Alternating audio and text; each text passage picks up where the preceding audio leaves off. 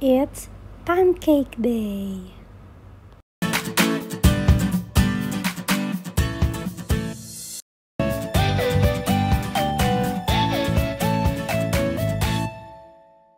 For our ingredients, 1½ cups all-purpose flour, 2 tablespoons sugar, 2½ teaspoon baking powder, 1/2 teaspoon salt, 1 small overripe banana, 2 large eggs, 1 cup plus 2 tablespoons low-fat milk, 1/2 teaspoon vanilla extract, 3 tablespoons unsalted butter.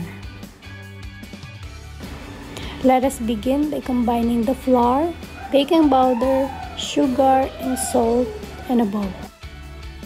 In a separate bowl, mash the banana until almost smooth. Add the eggs. Whisk with a fork to combine.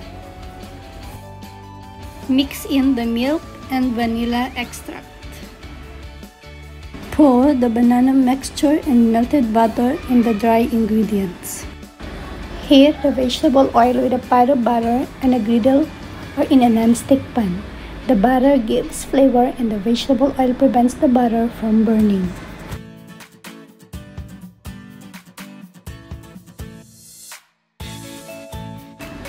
Cook until some bubbles appear.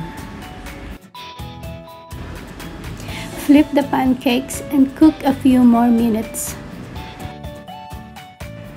Now you can add some maple syrup, add bananas, for sure your kid will surely love it. Enjoy!